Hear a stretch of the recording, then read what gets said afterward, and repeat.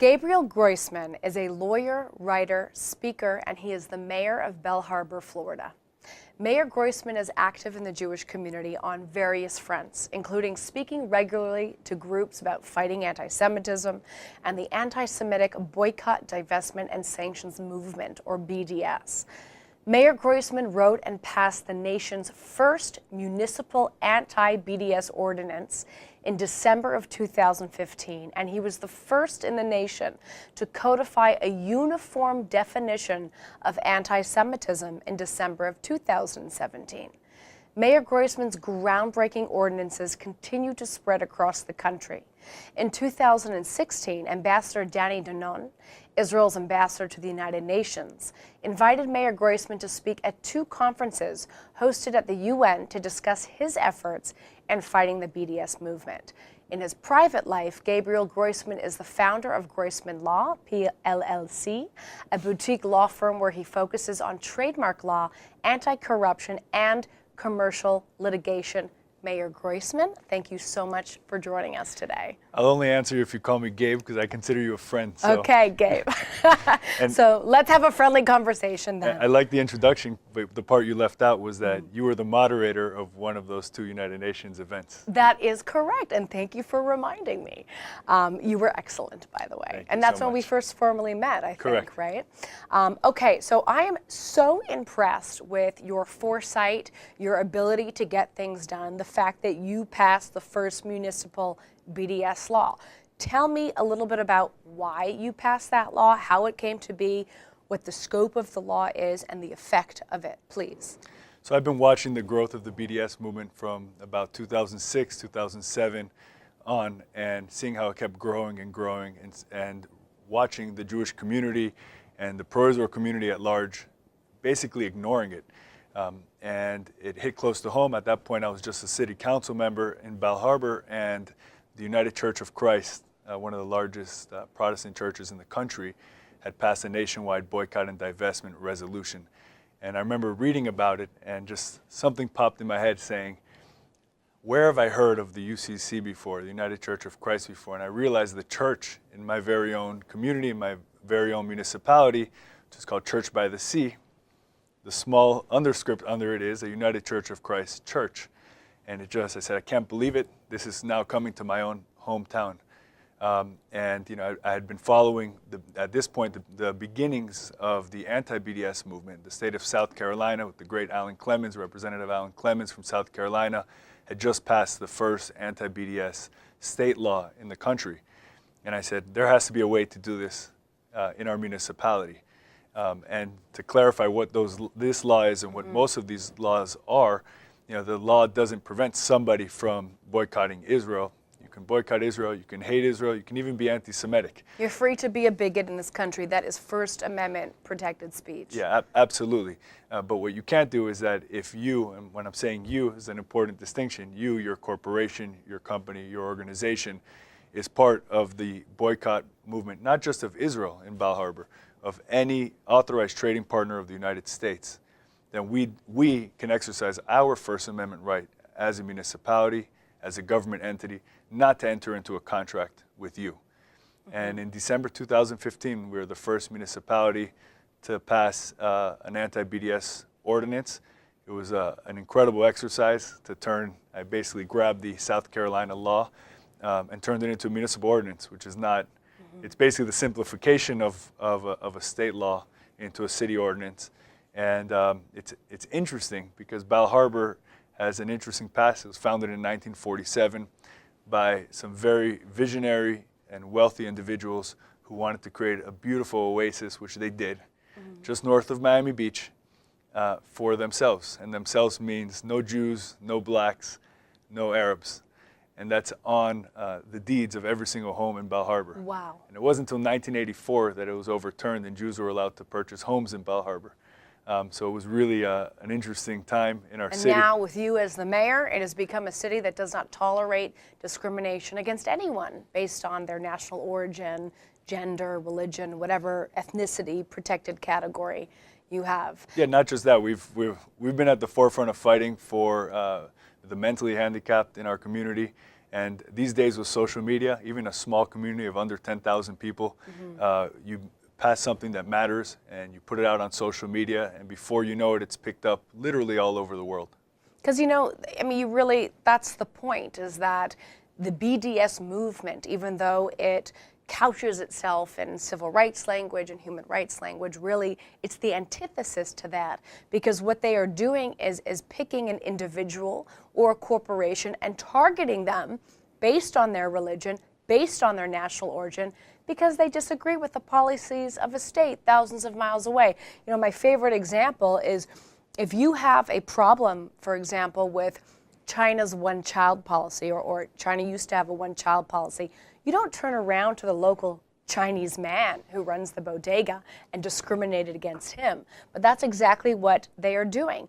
And you've also talked about how it is really not a non-violent movement. Is that correct? Yeah, absolutely. All this discussion that you hear from commentators and from columnists about how BDS is not anti-Semitic, it sounds like to me that they've never been to a BDS activity on a college campus or anywhere in the country, because in practice, in actuality, it is clearly anti-Semitic in the way it's practiced, and it is violent. It's talked about as a non-violent means, but I get calls because of my activity, mostly on social media, from college students all over the country, unfortunately primarily in the University of California systems, but also in my alma mater, University of Michigan, who get physically assaulted while they're walking across campus every day.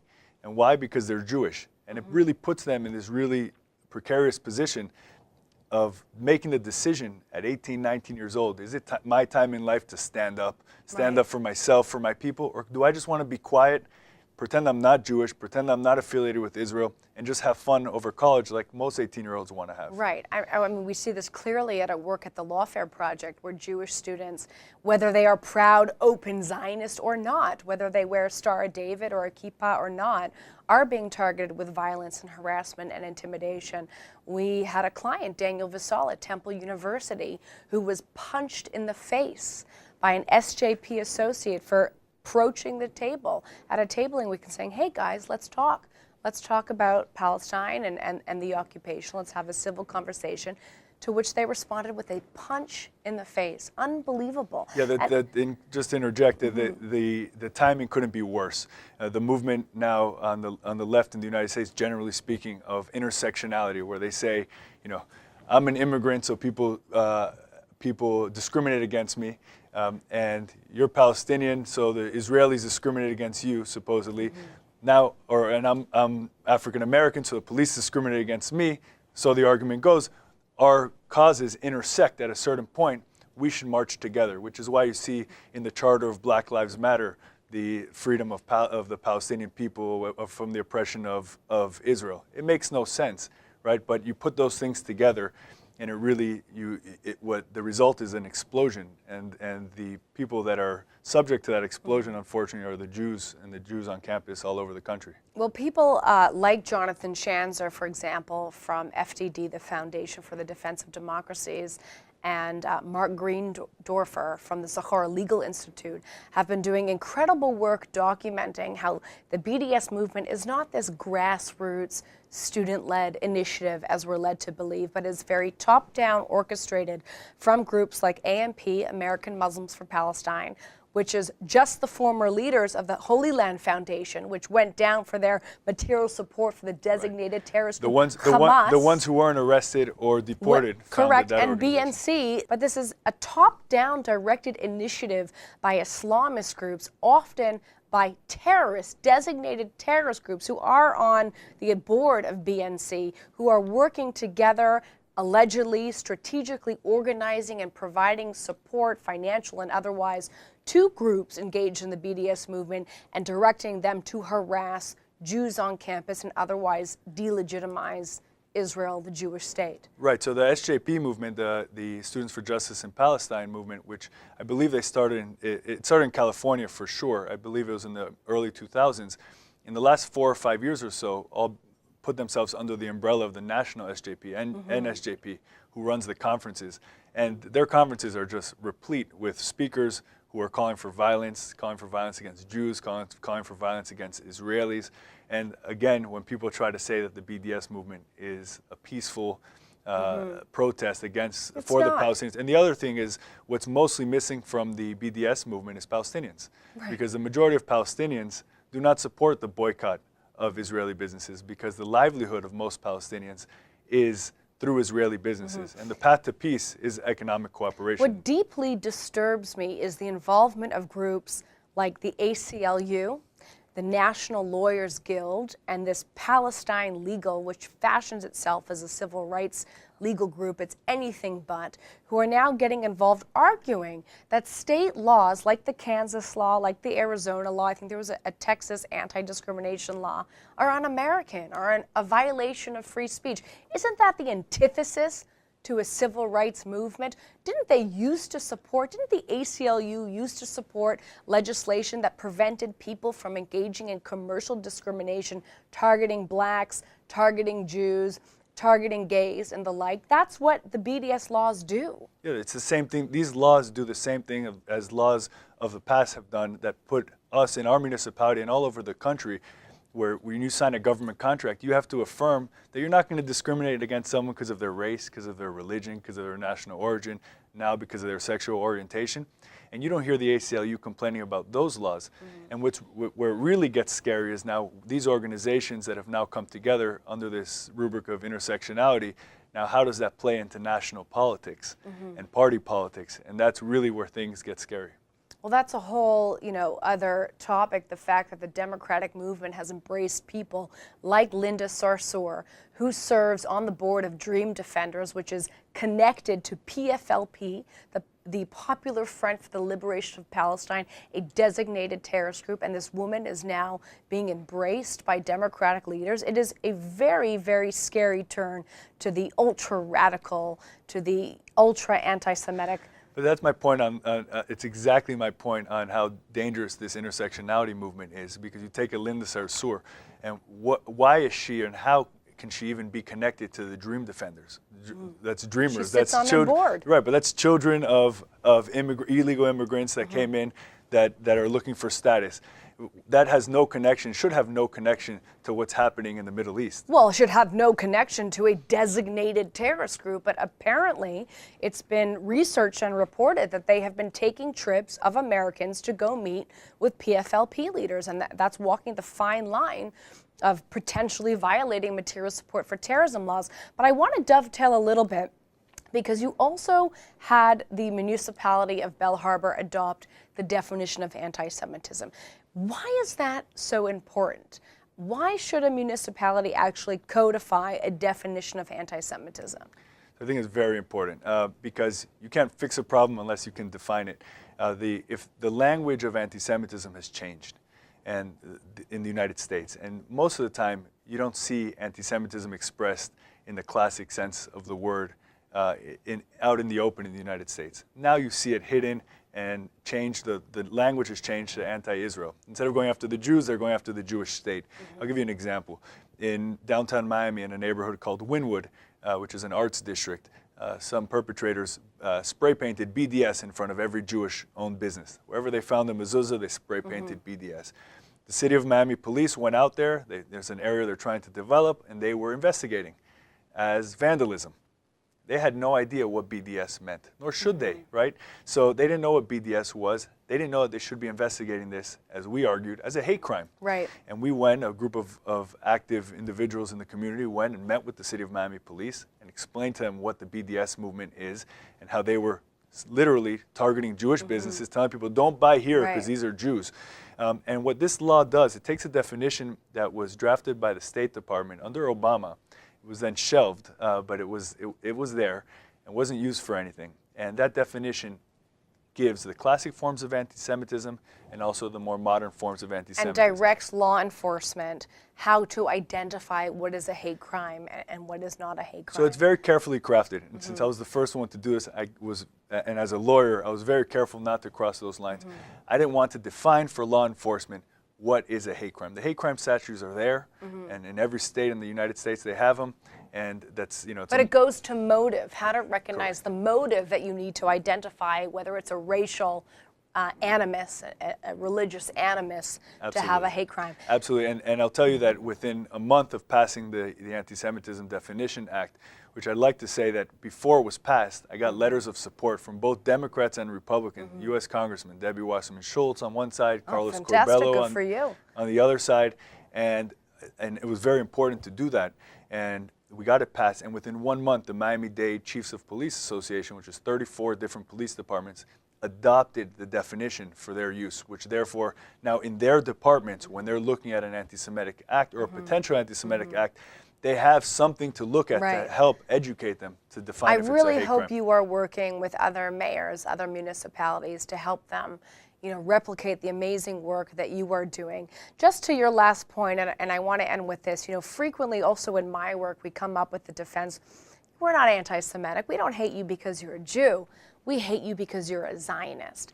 And, to me, the best retort to that is the most obvious. Zionism is the civil rights movement of the Jewish people. Jerusalem, Israel, is so central to the Jewish religion. We pray towards Israel. We yearn to return to Israel in most all of our prayers. We have holidays, fashioned around that. You cannot separate the two. But most importantly, only Jews are given a political litmus test. You don't see these progressive groups going to the African American community saying, hey, what's your stance on apartheid? Or going to, the Chinese community and saying, do you agree with a one-child policy or not? Only Jews do they target and give that political litmus test. Hey, Jew, are you pro-occupation? Are you anti-occupation? Are you a Zionist or not? I'm sorry to cut you off. I think that should give us strength. Right? Because the reason why we're giving that litmus test, as unfair as it is because of our successes as a community. Because of our success, not only within our community, but without our community, outside in the general population in the world, the good that the Jewish community does, whether it's in business or in philanthropy or in technology or in science. And because of that, we're held to a higher standard. We should be proud to be held to that standard. But it's completely different. I'm sorry. There is no excuse to target someone based on their religion and give them a political litmus test. I agree. Depending on whether you should exclude them or hate them or not. And last point before we go, there are so many out there who have said, forget the BDS movement. It's not such a big deal. It's not having an economic impact. Forget them. I think that's a very dangerous point of view, because the point of the BDS movement is not necessarily to economically hinder Israel, although that's what they're trying to do, but is to delegitimize Israel, paint Israel in the public dialogue and in the common light as something that should be hated, that should be targeted, that is a colonizer, that is an occupier. It's a state engaged in war crimes, and that narrative has been infusing the public space and especially the campuses. What do you think? Yeah, I agree 100%. The purpose of the BDS movement is to target that generation. So our generation, although we're not that much older than those in college right now, that wasn't around when we were in our more formative years. So we have a strong backbone. We know what Israel is. We know what the Jewish community is. We know what Israel isn't, despite what anybody's going to say. They can yell lies from the rooftop from morning to night. It's not going to change my opinion. I know what the facts are. But if you take a full generation of students who spend 4 years on college campuses, sometimes 6 or 7 or 8 years, bombarded constantly, bombard them with lies and lies and lies. Even if they don't take it at 100%, what's internalized the theory is, and I think it's a good theory, it's a dangerous theory, but is 80% of it, right? If Israel's not an apartheid state, for example, the internalization of that after hearing that lie for 4 or 5 years could be, well, it must be pretty bad. Maybe it's not technically apartheid. There's something wrong. And what happens when that generation gets into positions of leadership? Exactly. Oh. Well, listen, we're really lucky that we have you in a position of leadership. We're lucky that we have you in a position of leadership. Thank you so much for joining us today. I really appreciate it. Safe travels back to Florida. It was wonderful to have you on set. Thank you so much.